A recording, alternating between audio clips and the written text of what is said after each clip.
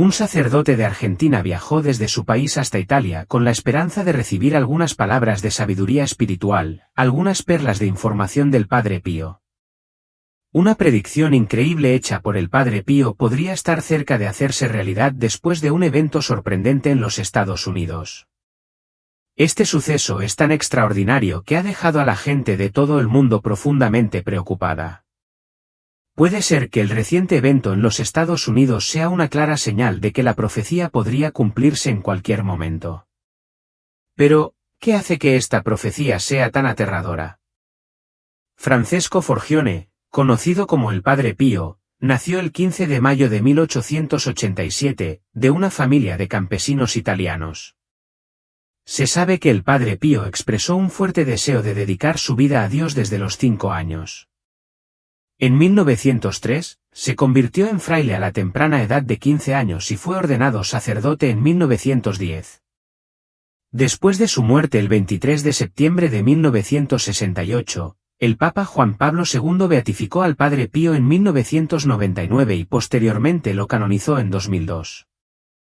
A pesar de enfrentar serios problemas de salud que casi le impidieron seguir su vocación, la fe y la determinación de Francesco nunca flaquearon.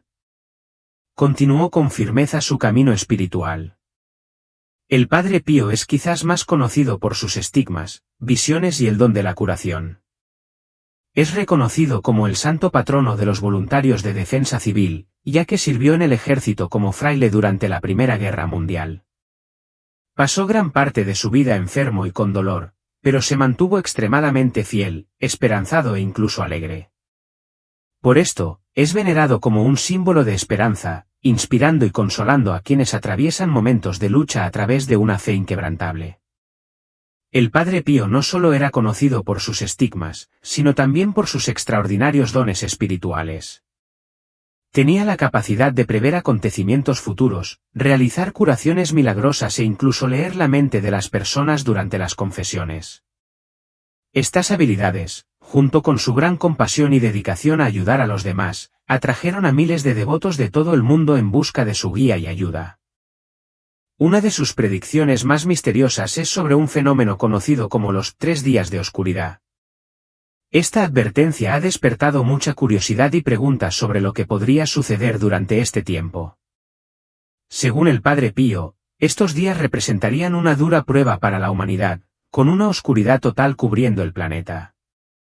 El Padre Pío falleció el 23 de septiembre de 1968, dejando atrás un legado de fe y milagros que todavía inspiran a muchos. Su vida estuvo marcada tanto por la adversidad como por una intensa relación con Dios, junto con un compromiso constante de ayudar a los necesitados. En 2002, fue canonizado por el Papa Juan Pablo II, y San Giovanni Rotondo sigue siendo un importante lugar de peregrinación para quienes buscan presentar sus respetos y encontrar consuelo espiritual. La oscuridad cubre el planeta. Observa con atención el sol, la luna y las estrellas. Cuando notes que se comportan de manera extraña y turbulenta, sabe que el día está cerca. El juicio divino caerá sobre ellos como un rayo. Los malvados y los corruptos serán aniquilados sin piedad. Fuego y huracanes emergerán de las nubes y se extenderán por todo el mundo, llegando a todos los lugares. Estos huracanes estarán acompañados de varios otros desastres naturales, violentas tormentas, periodos prolongados de mal tiempo, inundaciones que destruyen todo, truenos ensordecedores y terremotos que causan una destrucción masiva. Estas tragedias no serán breves.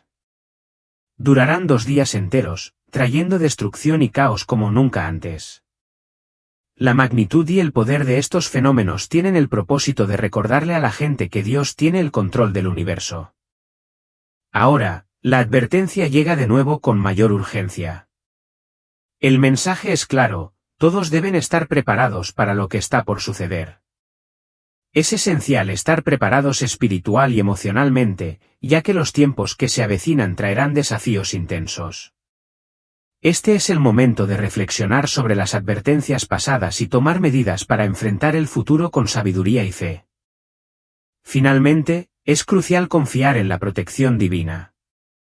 Quienes mantienen su fe y siguen las instrucciones estarán a salvo y no sufrirán las consecuencias de la ira divina, encontrando preservación a través de la obediencia y la confianza en Dios. Permanezcan juntos en oración y vigilancia hasta que el ángel de la destrucción haya pasado por sus moradas. Oren para que estos días se acorten. Oren, hagan penitencia y sean celosos. Las personas deben arrodillarse ante un crucifijo, reconociendo sus pecados y pidiendo la intercesión de la Virgen María. Hay cosas que no podemos evitar, incluso si lo deseamos. Por ejemplo, la inmersión en la oscuridad es inevitable. Entonces, cuando sucede, ¿qué debemos hacer? Lo primero es arrepentirse de sus pecados, lo que significa abandonarlos y alejarse de ellos.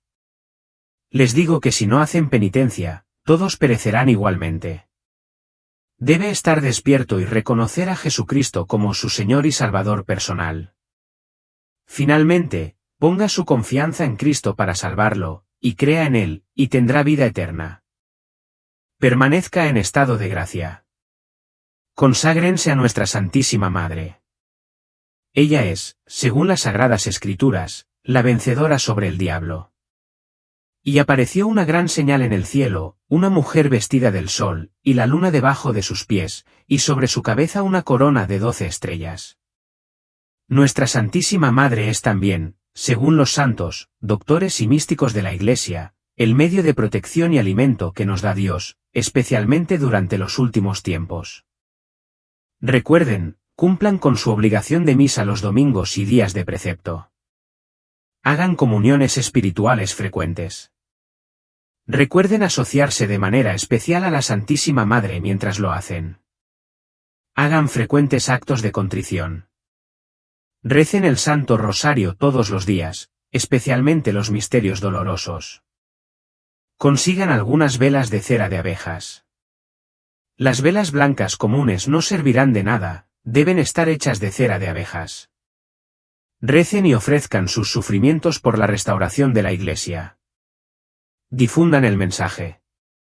Quienes difundan el mensaje serán protegidos, pero los burladores, los escépticos y quienes rechazan el mensaje porque tienen miedo no escaparán del castigo.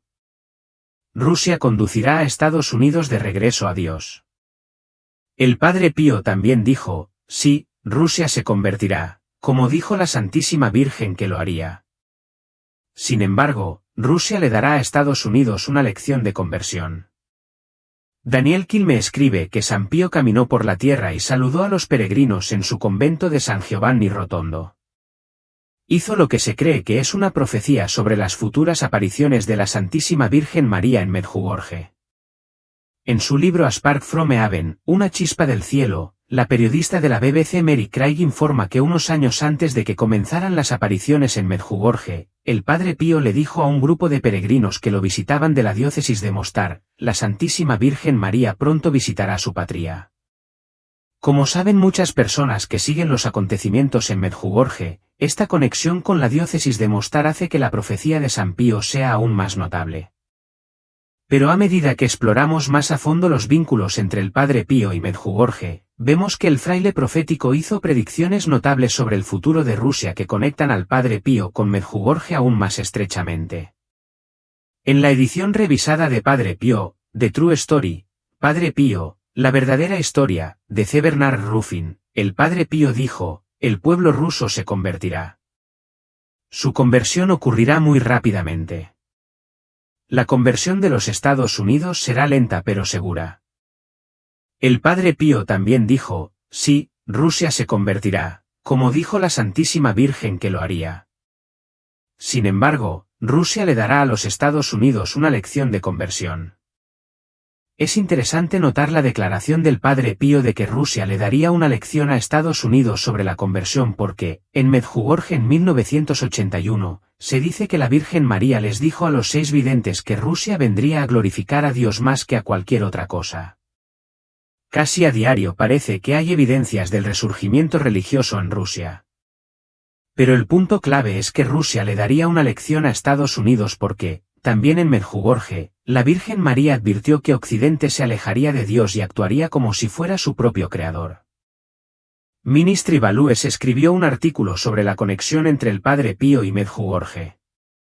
Es un hecho conocido que dos eminentes beatos y futuros santos del siglo XX, el Papa Juan Pablo II y la Madre Teresa de Calcuta, tenían devoción por las apariciones en Medjugorje, y contaban que se unían en oración cada día con la Virgen de Medjugorje. Sin embargo, es un hecho menos conocido que el Padre Pío, el gran místico, estigmatizado y santo italiano, también tuvo una conexión con los acontecimientos de Medjugorje, a pesar de que murió años antes de que comenzaran las apariciones. El Padre Pío hizo dos magníficas profecías sobre dos acontecimientos místicos separados que vendrían. De Medjugorje, una se refería a las apariciones, mientras que la otra se refería a la estatua llorosa de la Virgen de Medjugorje, que ganaría fama internacional en Chía, Italia, en 1994. Don Pablo Martín era el párroco de la iglesia de San Austino en el distrito de Pantano de Chía en Italia, la zona donde la estatua de Medjugorje, más tarde llamada la Virgen de Chía, ganaría atención internacional. Fue don Pablo quien, mientras hacía una peregrinación a Medjugorje en septiembre de ese año, compró una estatua de yeso blanco de 16 pulgadas de la Virgen como recuerdo. Es interesante notar que en su vida espiritual, don Pablo tenía una fuerte devoción al Padre Pío, incluso antes de que San Pío fuera canonizado oficialmente por Juan Pablo II en 2002. Esta devoción es notable porque don Pablo atribuye la intercesión del Padre Pío al ayudarlo a seleccionar la estatua de Medjugorje que lloraría lágrimas de sangre en 14 ocasiones diferentes.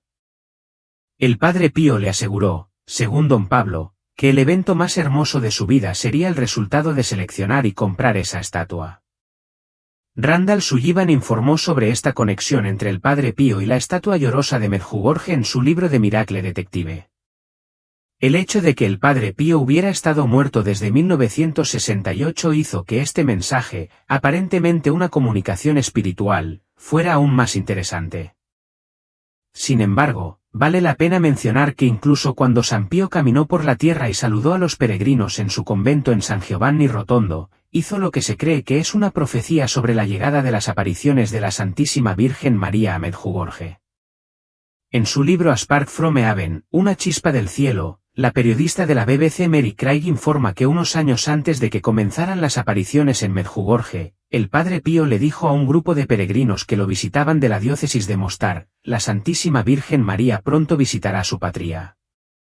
Medjugorje existe dentro de la diócesis de Mostar, lo que hace que la profecía de San Pío sea mucho más notable. Por supuesto, el Padre Pío era un santo famoso por sus diversos dones espirituales. Dios le había dado gracias increíbles, incluida la capacidad de curar, la capacidad de leer almas en el confesionario, la capacidad de bilocarse, la capacidad de experimentar visiones de Jesús, María y su ángel guardián, y aparentemente, la capacidad de profetizar. Por lo tanto, no debería sorprender que la conexión del gran santo con Medjugorje, tanto profetizando la llegada de las apariciones de la Virgen como intercediendo en la selección de don Pablo de la estatua mariana que derramaría lágrimas, sea una realidad muy plausible. El obispo de Chía, Girola Mojillo, informó que en 1995, el mismo año en que la estatua de Medjugorje comenzó a llorar lágrimas de sangre, el Papa Juan Pablo II pidió que la estatua fuera llevada al Vaticano. Cuando la estatua fue llevada a la Santa Sede, Juan Pablo II veneró a la Virgen con gran reverencia, rezando ante la estatua, y después de su humilde oración, colocando una corona sobre la cabeza de la Virgen, una corona que el propio Papa trajo para la ocasión. Hablando de oscuridad, creo que necesito contarles esta historia. Prestemos atención al final de Éxodo 10, comenzando en el versículo 21. Llegamos a la penúltima plaga, la penúltima de esta serie de 10 plagas. A lo largo de todo este tiempo, hemos dicho que Dios ha enfatizado su soberanía en sus tratos con Faraón a través de las plagas. Él le ha mostrado a Israel que Él es el Señor y que su cuidado es para ellos. Él ha dejado muy claro que su propósito en el Éxodo es sacarlos de la esclavitud para que puedan servirle. El viaje para salir de la esclavitud no es simplemente un escape, es un llamado a servir. Este servicio, sin embargo, no es pesado sino lleno de riqueza, libertad, santidad y bendición divina. En esencia, es un acto sagrado de adoración. La liberación de los hijos de Israel de Egipto está profundamente entrelazada con su propósito de honrar al Señor. Con este fundamento establecido, profundicemos en Éxodo 10, comenzando desde el versículo 21. El Señor instruyó a Moisés, diciendo, extiende tu mano hacia el cielo, para que una densa oscuridad cubra la tierra de Egipto. Obedeciendo esta orden, Moisés extendió su mano, y una densa oscuridad descendió sobre Egipto durante 3 largos días. En esta oscuridad opresiva, los egipcios no podían verse unos a otros ni levantarse de sus lugares, envueltos en un pesado silencio. Sin embargo, en medio de esta penumbra, los hijos de Israel fueron bendecidos con luz en sus hogares. En su desesperación, el faraón llamó a Moisés y le concedió, vayan y sirvan al Señor, solo que quédense con sus ovejas y sus vacas. Pueden llevarse a sus niños con ustedes. Moisés respondió con claridad, insistiendo, no podemos irnos sin nuestros sacrificios y ofrendas quemadas al Señor nuestro Dios. Cada pezuña de nuestro ganado nos acompañará, ya que las necesitamos para nuestro culto. Hasta que lleguemos a nuestro destino, no estamos seguros de los medios exactos por los cuales los serviremos. Sin embargo, el Señor endureció el corazón del faraón, y él se negó obstinadamente a dejarlos partir. En un ataque de ira, el faraón advirtió a Moisés, apártense de mi presencia, tengan cuidado, si alguna vez vuelven a ver mi rostro, morirán. A esto, Moisés respondió con una afirmación solemne, dices la verdad, nunca más me presentaré ante ti. Y así concluye este pasaje sagrado e inspirado de la palabra de Dios. Es crucial reconocer que la oscuridad sirve como un profundo símbolo bíblico del juicio de Dios. En todo el Antiguo Testamento, y particularmente en los textos proféticos, el espectro de la oscuridad señala el desagrado divino. Este tema también se refleja en el Nuevo Testamento. Por ejemplo, si nos dirigimos a Apocalipsis 16, 10-11, podemos discernir ecos de las plagas de la narración del Éxodo, como si el apóstol Juan tuviera estos eventos grabados indeleblemente en su memoria mientras transmitía las revelaciones que Dios le había otorgado. En Apocalipsis 4 y 10, leemos, el quinto ángel derramó su copa sobre el trono de la bestia, y las tinieblas envolvieron su reino. El texto profundiza, describiendo el tormento experimentado por los afectados, se mordían la lengua en agonía y blasfemaban contra el Dios del cielo a causa de sus sufrimientos y de sus llagas, pero no se arrepintieron de sus acciones. Aquí encontramos paralelismos intrigantes, esta plaga no solo refleja la oscuridad del Éxodo, sino que también refleja una dureza de corazón similar, muy similar a la negativa del faraón a arrepentirse ante el juicio. Así, llegamos a una comprensión fundamental, la oscuridad simboliza el juicio de Dios. Esta perspectiva crítica nos invita a reflexionar sobre la gravedad de la plaga, ya que encarna no solo un acto de poder divino sino también una profunda advertencia de las consecuencias de alejarse de Dios. En segundo lugar, en la narrativa bíblica, la oscuridad está intrínsecamente vinculada con el tema del abandono divino. Esta asociación profunda subraya la gravedad del juicio de Dios. ¿Qué aprendemos acerca de nuestro Dios? Él es la encarnación de la luz. Por lo tanto, cuando desciende la oscuridad, significa su retirada de una situación que una vez fue bendecida. La esencia de la naturaleza de Dios es la luz, y en su ausencia, solo queda la oscuridad. Este marcado contraste sirve como un recordatorio conmovedor de su partida de un reino de gracia. Pensemos en cómo podemos experimentar esto en nuestras vidas, por negligencia, por pecado persistente que hiere la conciencia, o por una tentación repentina e intensa. Debemos reflexionar en esta frase crítica, si Dios retira la luz de su rostro, incluso aquellos que lo reverencian pueden encontrarse caminando en tinieblas sin iluminación. ¿No nos recuerda esto las pruebas de Job? En su caso, ningún pecado específico provocó la sombra de la oscura providencia, más bien, fue la escalofriante retirada de la presencia de Dios lo que lo envolvió. Además, la cruda realidad de la retirada de Dios revela su juicio en la oscuridad, un tema que alcanza su apogeo en la cruz de nuestro Señor Jesucristo. En las sombras proyectadas por la ausencia de Dios, vemos un presagio de la profunda oscuridad, el juicio y la desolación que Jesús soportó por nosotros. Esta correlación enfatiza la severidad del momento, ya que la bendición de Dios se retira, dejando solo los signos premonitorios del juicio, particularmente evidentes en la difícil situación de Egipto. Así, la oscuridad se erige como un potente símbolo de abandono en las Escrituras. Sirve como una advertencia terrible para Egipto, una clara señal de que las provisiones comunes de la providencia de Dios están a punto de ser eliminadas, y su juicio está a punto de descender por completo sobre ella. En tercer lugar, esta plaga de oscuridad refleja claramente el estado caótico del universo antes del amanecer de la creación misma. Dirijamos nuestra atención a Génesis 1, donde la narración establece el escenario para la obra creativa de Dios. Los animo a mantener sus Biblias abiertas, porque las conexiones que estamos a punto de explorar son cruciales. En Génesis 1, 2, leemos, la tierra estaba desordenada y vacía, y las tinieblas estaban sobre la faz del abismo, mientras el Espíritu de Dios se movía sobre las aguas. Aquí, encontramos una representación vívida del mundo antes de que Dios impusiera orden sobre él. En este estado caótico, la tierra se caracterizaba por el vacío, la confusión y la oscuridad, la luz aún no había hecho su entrada. No podemos prosperar en un universo que es completamente caótico, carente de forma y envuelto en oscuridad. Por eso, en su infinita bondad y misericordia, Dios aborda este desafío, no como un problema para él, sino como una profunda preocupación por nosotros. A través de su poder creativo, él llena el vacío, transformando el vacío en abundancia. Él trae orden donde había caos, separando la luz de la oscuridad, el agua de la tierra y lo celestial de lo terrestre. Al hacerlo, él concede el don de la luz. Lo que presenciamos en la plaga de la oscuridad es una regresión a ese estado primordial que precedió al primer día de la creación. Dios señala un cambio dramático, indicando su intención de deconstruir y pronunciar juicio sobre Egipto. Su mano está contra ella, y ella está siendo devuelta a una condición definida por el vacío, el caos y una oscuridad abrumadora. La plaga de la oscuridad sirve como una poderosa demostración de la soberanía de Dios sobre Ra, el dios del sol y la deidad principal del panteón egipcio.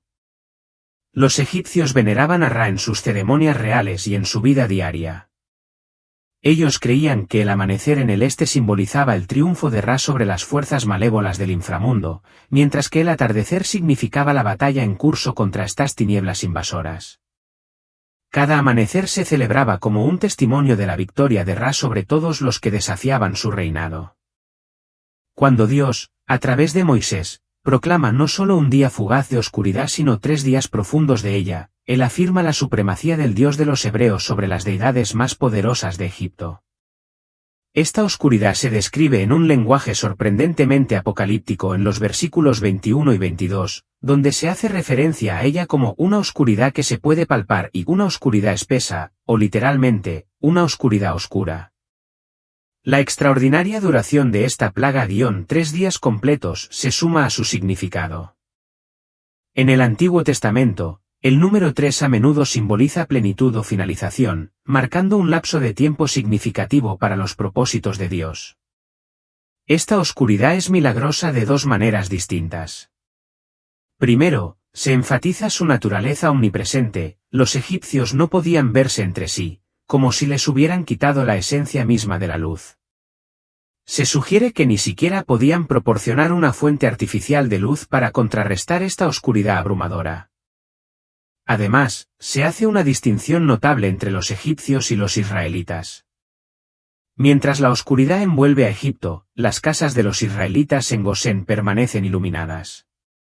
Esta doble manifestación subraya el poder milagroso de Dios, ilustrando tanto la totalidad de la plaga como la misericordia brindada a su pueblo elegido. Una vez más, se establece una clara separación entre Israel y Egipto. A través de esta plaga de oscuridad, Dios transmite un mensaje claro a Egipto: mi juicio está sobre ustedes. Están a punto de experimentar una fuerza de juicio que no pueden ni siquiera comenzar a comprender, resistir o soportar. Esta advertencia profética proporciona otra oportunidad para que Egipto y el faraón reconozcan su necedad y se vuelvan hacia Dios en arrepentimiento y humildad. Trágicamente, este momento de gracia no es atendido. En esta oscuridad, no solo presenciamos un símbolo de la victoria de Dios sobre los dioses egipcios, sino también una señal premonitoria del juicio inminente. Como se describe en los versículos 21 a 23, esta penúltima plaga tiene un peso de importancia que insinúa el inminente juicio final de Dios contra Egipto. En los versículos 24 a 26, surgen dos elementos clave. Observamos los intentos finales de negociación del faraón. A pesar de la abrumadora evidencia del poder divino que lo rodea, todavía participa en el regateo, presentando lo que será su última oferta a Moisés. En marcado contraste, Moisés se mantiene firme, resuelto en su negativa a ceder. Aquí, la soberanía de Dios se muestra conmovedoramente a través de la dignidad y la postura inquebrantable de su profeta. Consideremos la dinámica del poder mundano en juego.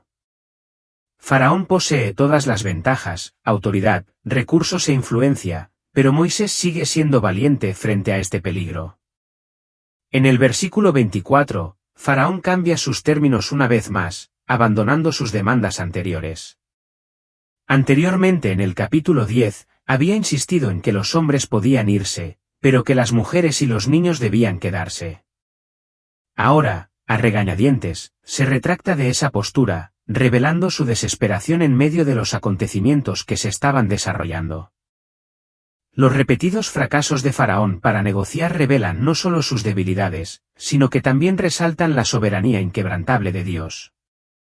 Una y otra vez, vemos a Faraón retroceder, sus demandas se vuelven más complacientes, acercándose cada vez más a las directivas que Dios le dio inicialmente a través de Moisés. Sin embargo, a pesar de esta concesión gradual, Faraón permanece firme en su negativa a ofrecer una rendición incondicional. Cada compromiso que propone viene con salvedades, esta vez insistiendo, dejen atrás los animales.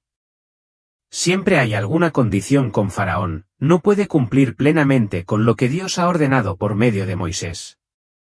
En el versículo 25, somos testigos de una de las respuestas más impactantes y empoderadoras a un tirano que se encuentran en la literatura profética.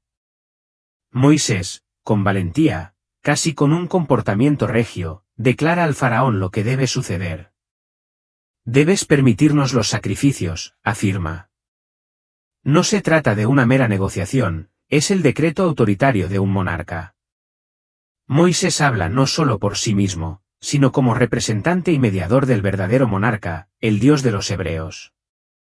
En este intercambio, Moisés insinúa que, en última instancia, será Egipto el que suministre a Israel las ofrendas sacrificiales necesarias para adorar al único Dios verdadero. Este tema resuena en toda la narrativa bíblica. Cuando las circunstancias parecen desesperadas para el pueblo de Dios, Él organiza intervenciones milagrosas, lo que algunos profetas podrían llamar un gran acontecimiento o un acontecimiento terrible, a favor de sus elegidos. Durante estos fenómenos extraordinarios, los verdaderamente justos encontrarán refugio, incluso en medio de una gran agitación. Aunque los acontecimientos pueden ser desgarradores, anuncian el fin del castigo de Dios. La oscuridad, prevista por muchos videntes y descrita de diversas maneras, puede compararse con los 3 días de oscuridad en Egipto, donde el sol y la luna parecieron convertirse en sangre, y el aire mismo se volvió tóxico, eliminando a los enemigos de la Iglesia de Cristo. En esos 3 días de oscuridad, la única luz disponible será la de las velas benditas, que arderán milagrosamente sin apagarse durante todo el tiempo. Sin embargo, estas velas benditas no iluminarán los hogares de los impíos. Cuando las encienda alguien en estado de gracia, su luz perdurará, proporcionando un faro en la penumbra envolvente. Este gran evento señalará el amanecer de la paz para un mundo atribulado. Hace eco de las 3 horas de oscuridad que envolvieron la tierra en la crucifixión de Cristo y prefigura los eventos que marcarán el fin del reinado del Anticristo. Los que se mantengan firmes en la causa de Dios serán bendecidos por su divina misericordia, y el grito «¿Quién como Dios?» servirá como escudo de protección para muchos. Sin embargo, trágicamente, muchos llegarán a su fin, como la hierba seca, consumida en los campos abiertos, dejando atrás un remanente purificado de los justos. En los días de oscuridad, los elegidos de Dios no sucumbirán al sueño como lo hicieron los discípulos en el jardín de Getsemaní.